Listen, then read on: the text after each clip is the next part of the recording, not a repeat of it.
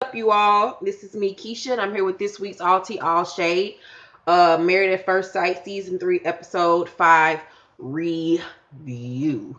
Tonight's episode was kind of boring to me. I give tonight's episode a D minus. It was quite boring. There really wasn't a lot of action in this, because the couples are starting to get together and they're starting to learn more about each other. So hopefully it'll get better as the weeks progress. I also want to say to you all that just strictly come here for these Married at First Sight review videos that are new to my channel, that I do comb my hair. I don't have this scarf on an everyday basis. I do have hair underneath here. I always film on Monday nights for my Love and Hip Hop and Black Ink Crew reviews and my wig tutorials or whatever. And so on Mondays, that's when I do makeup and full hair and glam and all that stuff. So if you want to see me glammed up, take a look at some of those videos and you'll see the glammed up version of me. But on Tuesdays, this is how she looks. So let's get into this review. So Vanessa's still very cautious and afraid. She feels like she only has seen one side of Trey, and she wonders when they move in together, will she see more of him, and will it be for the better and not for the worst? So Ashley still wants to have alone time when they get back to Atlanta after their honeymoon. And I'm just like, Houseway, how, Houseway, tell me, do you got the answer, Sway? Like, what is wrong with this woman? Like, you are a married woman. There ain't no alone time no more. That's the point of your dumb ass coming on this show, is to have a mate. Like, what was the fucking point of you coming on this show and doing the experiment and getting married if you still want to be fucking alone, you fucking ditzy dumb ass woman? So David, you can tell, is just getting really tired of her ass. He's tired of her being a fucking mute. He's tired of her miming all over the place and not having shit to say. She feels like they'll naturally come up with stuff to do when they get back to Atlanta, and that they'll naturally just come together. And he was like, I mean, I thought we naturally talk more on this trip. He read her ass, honey, and she was shocked by that read. I'm like, yes, David, finally get some balls and check this woman. Because I'm tired of her for you, and I don't even have to be around this girl.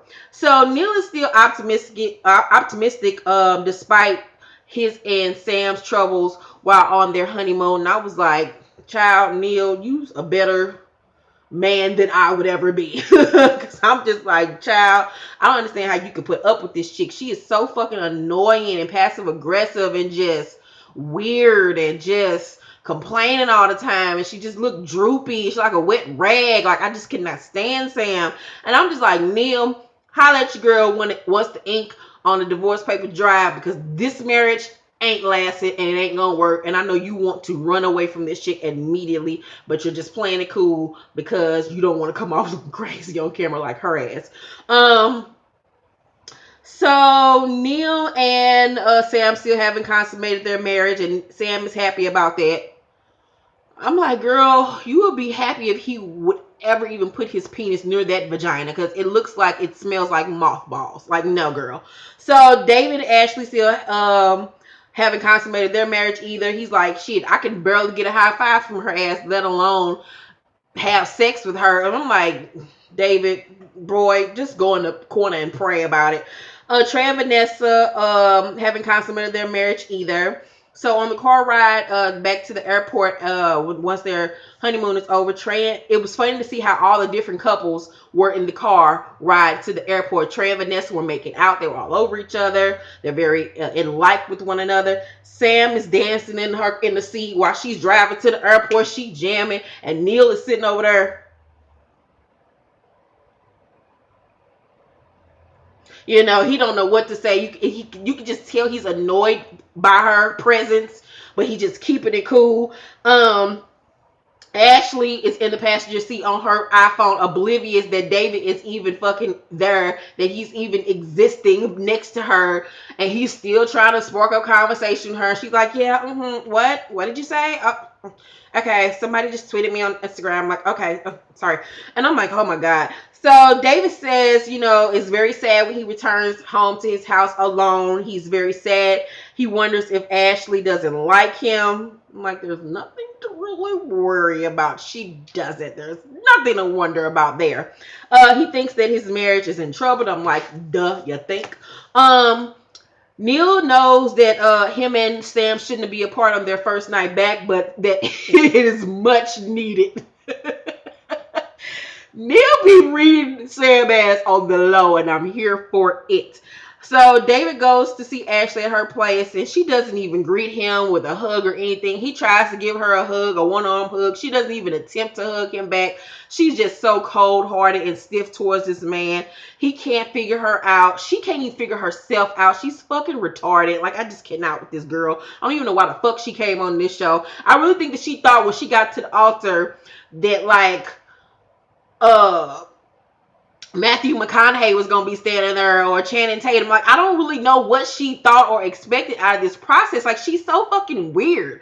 Um, Neil goes to Sam's house to see her place, and she has a whole cabinet full of wax melts that help her distress. And I'm like, this bitch is insane. Run now, Neil, because you're gonna wake up one day, you're gonna be covered in the motherfuckers. She's going to, like, kill you while you're still alive with wax melt. She's gonna set your whole body on fire. Like, that bitch is insane. She probably, like, prays over him like nam no renge kyo, nam no renge kyo, with that crooked tooth, and I just can't.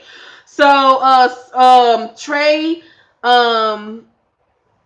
is in the car with Vanessa. He says how he spends all his time in Buckhead. That's where he lives. He really doesn't venture far out of that area. Vanessa is a Midtown girl. She likes Midtown Atlanta because it's less snooty and less pretentious. But Trey says that he's willing to compromise, but Midtown is very far from him because of his job. So Sam goes to Neil's place, and she realizes he spends money on his things and he likes nice things, and that is far out her comfort zone. I'm like, obviously, look at you. You don't even try to invest into yourself. So why would we expect as the viewers that you would invest anything into your home? Okay. So Ashley isn't impressed at all by David's place, and it's exactly what she expected. I mean, she's just such a bitch to this man. Like, she's looking around like, this is it. This is what I expected. Nothing much to look at here. Ew, I'm ready to go. Probably have mold. I don't know. And so she wants them to live in their neighborhood, and David finally sticks up for himself, and he doesn't want that. He wants them to find a neutral area for them to live in, because he doesn't want for them to, have hard times or stumble upon hard times, and she decides that she wants to run home every time something goes bad. And so she says, I mean, so you already jumped ahead and think that this is going to happen. Where did that come from? And I'm like, girl, just because he's asserting himself, that means that, he's thinking ahead. I mean, you've shown this man nothing but negativity throughout this whole entire process. Why wouldn't he think the worst of your dumb ass? Like, what? So she feels like he's jumping to conclusions. I'm like, Ashley, just go take another Ambien drip. Go take a Xanax. Like, just go think about it. Like, good God, she gets on my nerves. So David, they talk about finances, and David says, that he makes a lot of money. Basically, he makes over $100,000 a year, and that he's willing to go 2 or 3 times what they can what they can afford for rent, because he has the money he's willing to pay for it. And so she's sitting on the couch. She, like, kind of laughs. Like, if you go back and watch it, when he's saying how much money he makes, she goes like this. And right then, it was like a ding, ding, ding, ding, ding. It was just like, money bag, money bag, money bag. Got this nigga. Like, that's what was going through her mind. Like, I got your ass. Thank you, Jesus. Something good came out of this situation. I might not like her physically, but I'm gonna like that wallet.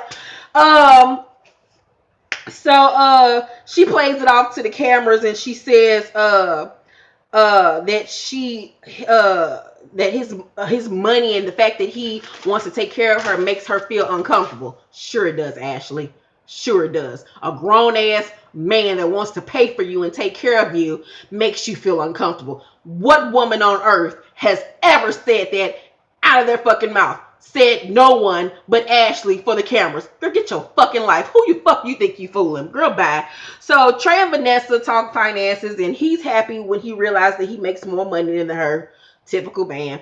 So it does admit that he's horrible with money. Ashley is, and she loves to save.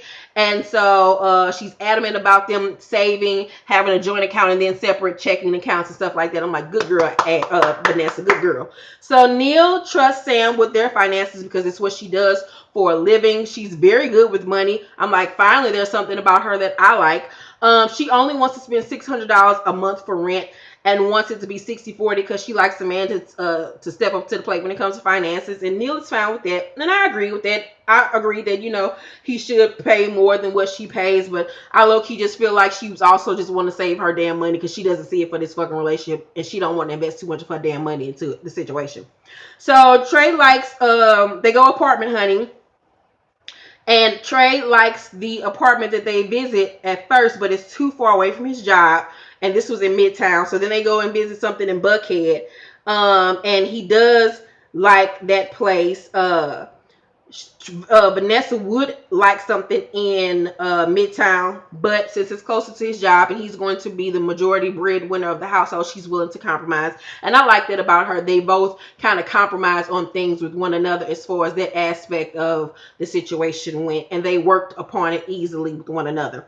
David and Ashley visited this gorgeous house. I mean, it was gorgeous, fully furnished. It was just beautiful. It was impeccably decorated. It was just gorgeous. And immediately when Ashley saw this house, her face lit up, and it was the first time this heifer had smiled throughout this whole entire experience. And it was obvious once again that she's clearly here for the money. This smile is clearly here for the money. And now she can have her little girlfriends come over. She can be like, yes, my husband got money, baby. I might not like this motherfucker, but he got money. And look at my beautiful house. Let's drink out of this champagne glass. Let's have hors d'oeuvres. Let's, do ladies at lunch. Let's sip tea. Like she's that type of girl that likes to put on shows for people. And I'm like, and David is like, she's so happy and I like to see her happy. I'm like, it's good to see her happy too, David, but she's happy about this house. She's not happy about you. So Sam and Neil go house hunting, and she tries to get him to rap in the car, and he's just looking like, get me the fuck out of here, somebody. He says, they've been texting more when they're apart from one another, and then they find this house for $950, and it was quite a nice house for Atlanta for $950. It was nice, so they settle upon that. Vanessa is overwhelmed with packing. She's getting dishes and pots and pans and clothes and all this stuff, and Trey is at home chilling. He's like, I got 2 boxes to pack because he ain't got that far to go. He got what he wanted. He's in Buckhead, so he's just like, I know she's probably over there stressed out, but not me.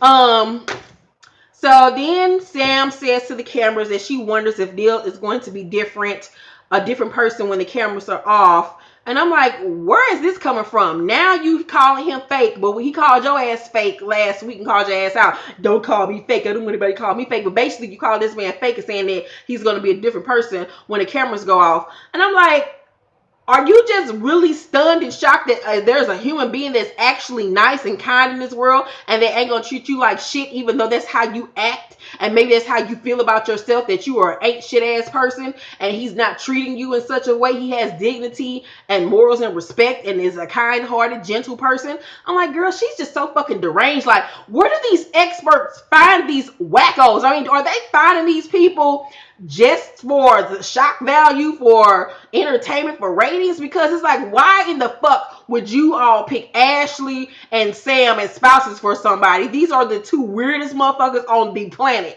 So Ashley, cracks a smile and laughs as she tells David that she broke the toilet handle. And I mean, this man's so damn scared. He like a scared fucking puppy when she tells him that they need to talk. He thinks that he's done something wrong, and he's shocked when he finds out that it was something as minuscule as the fact that she broke the toilet handle. He laughs it off, and he's overjoyed. And I'm like, this heifer ain't smiled and laughed this much, been this carefree this whole experience. But now that she in this house, she's all smiles, honey, because she realized she got a man that got some money she gonna got somebody that's gonna spend some cash on that ass. So David mom comes by to visit on her birthday to see their house, and Ashley buys his mom a candle, and the mom really loves it, and the mom really likes Ashley. And if you paid attention when the mom tried to hug Ashley, she barely wanted to hug that woman back. Like, she's just just want to kick her in the face.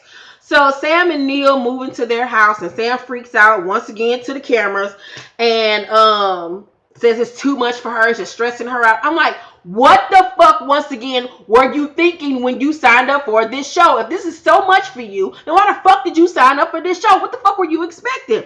So she thinks that Neil is a nice guy on camera, but wait a minute. She thinks that Neil is a nice guy, and wonders is he only being nice again for the cameras? Like, she's trying to, I feel like she's trying to low key sabotage him, because at this point I feel like she knows she's coming off like a bitch. Like, it's something wrong with her. She doesn't help him move anything to the house. Like, she's just such a selfish twat. I just cannot with her. Vanessa cooks dinner for her and Trey's first night in their house together, and she can cook. She cooks all his favorite foods, and he loves the gesture. You know, they have dinner on the floor, which I thought it was very cute and romantic. And after dinner, he picks her up and carries her to the bedroom, and it's alluded that they have sex. They probably did finally consummate the marriage. And that was my review. I thought it was an okay episode. Like I said, I give it a D minus. I can't wait to see how the storylines progress, because as of right now, Ashley and Sam are two douchebags that deserve each other. They should have got them two motherfuckers together, because they are just worrisome. Um, yeah, I'll have a 2015 reflection video up later on this week on New Year's Eve if you want to check that out and see about how my year went, all the spectacular, and then things that weren't so spectacular, things that happened in my life this year. Like I said, I have a wig review up right now, my Love and Hip Hop review, and my Real Housewives of Atlanta review up as well. I did not do a Black Ink Crew Chicago review because it was boring this week. So yeah, thank you all for watching this review. Leave your comments down below. Please make sure that you like and subscribe and share. And yeah, I will see you all next week for another review on Married at First Sight. Bye.